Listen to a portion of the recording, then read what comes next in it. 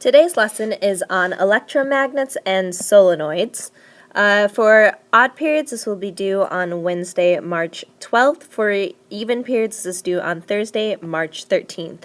Make sure you take good notes so that you are ready for your quiz. Before we start talking about electromagnets and solenoids, first we need to review something that we've already learned. Remember that currents create their own magnetic fields. So if, for example, I draw a wire here with a current running through it to the right, if we do our right-hand rule in which your thumb should be pointing to the right with the current, you'll see that our magnetic field actually curls from behind. So following your fingers that are curling, they go from behind and then into the front of the current. Alright, so this right here is our magnetic field. So our new question today is, what happens if I were to actually bend the wire into a loop? So let's say that I take this long wire right here, and then I go ahead and I actually bend it into a loop as such. So for example, the current could be going up around here, and then it turns around into this loop, comes back around, and then is going down here. So this is what we're going to be looking at today. So essentially, current loops are going to end up acting exactly like a magnet. So if I draw right here, here's a magnet, this is the north side, this is the south side. So we can actually see in my picture right here that just like my magnet would have a field going out of the North Pole and then going into the South Pole, hopefully you remember by now how to draw a magnetic field, we can see that this right here looks exactly like this right here does. And that's because if we look at if we went ahead and we did our right-hand rule around just this part of our wire, we'd be able to see that if my thumb is following this current, which is going backwards or into the page, then our magnetic field is going to curl around in this direction, as it's already drawn. But if that is happening all around the wire, in the central part, we'll see that we have a bunch of arrows that will end up going up. So as these circles right here get bigger and bigger, they kind of meet in the middle to make just one giant field going up right here. Going all the way up right here. So what happens is we end up concentrating all of these magnetic field lines in the center part to make what looks exactly like a magnet. So electricity, when going through a loop, can create something that looks exactly like a magnet. The way that we can figure out the way that the imaginary magnet that we have going on inside of here is going is that we would go ahead and look at the current, and we would pretend to wrap our fingers with the current. So our fingers should be wrapping to the right and then behind and then back to around the left to the front. So if you have your fingers wrapped like that, what you will end up seeing is that your thumb, when you stick your thumb out, should actually be facing up. So we're going to go ahead and draw north up here and south down here, because then that would match our magnetic field, where arrows are coming out of the north and arrows are coming into the south. Alright, so usually I won't actually show you all of these blue lines. It will be up to you to figure out what those blue lines would look like. So now that we've talked about a loop of wire, we can go ahead and talk about a whole bunch of loops of wires together. And this is what is going to be called a solenoid.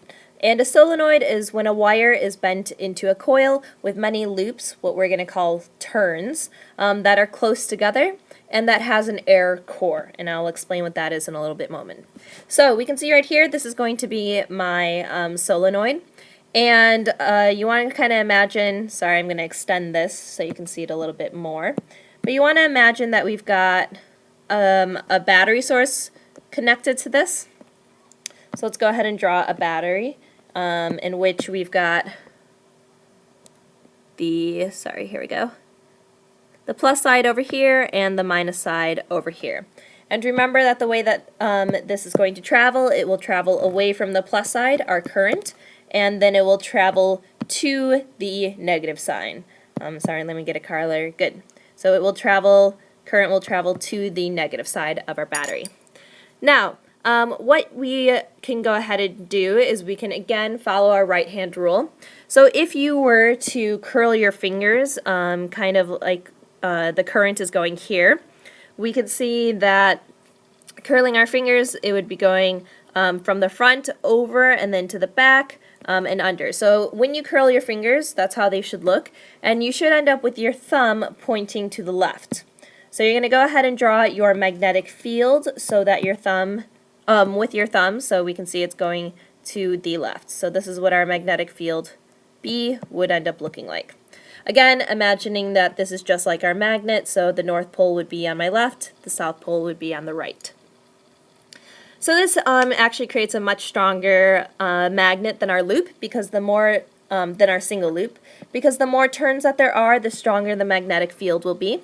So for example, this solenoid right here will be much weaker than this solenoid right here, because this one has a much bigger magnetic field.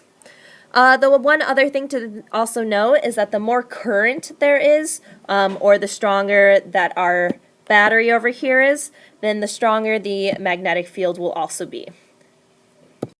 The reason that we say a solenoid has an air core is because you can see that within our coil, that's all that there is. There is nothing inside the coil. And we're going to see, compared to our next topic, why this one is an air core. So the last thing that we need to talk about is what are called electromagnets. And electromagnets are just a different type of solenoid. So it's a solenoid that has an iron core, which, remember, an iron is a magnetic material. And we can remember our magnetic material with the acronym COINS, where CO stands for cobalt, I stands for iron, N for nickel, and S for steel. So it's a magnetic material, and you put it inside of the coil of wire, and then we go ahead and we usually call that an electromagnet. And an electromagnet is actually 1,000 times stronger than just the plain coil of wire with an air core, because the magnetic field lines will actually follow the iron core more than the air core. Okay, they're much more attracted to the iron core because the iron core is actually magnetic. So the magnetic field lines want to go with it. Amazing, right? So let's go ahead and imagine right here that we have, just to kind of review our right-hand rule, let's imagine that we have our current going in on this side and coming out on this side. We would imagine then, using our right-hand rule, our fingers would be curling behind, over to the front, so behind, over, and to the front. And that would end up looking with our thumb going to the right. So to the right, and we can go ahead and draw our magnetic field here. So in this case, I would actually have the magnet going from south to north. So just make sure you practice that right-hand rule. We'll get a chance on the next time I see you to see exactly how well electromagnets work, because we're going to end up making our own electromagnets. Alright, that is it for today. Make sure you have good notes and are ready for your quiz on Wednesday or Thursday. See you later.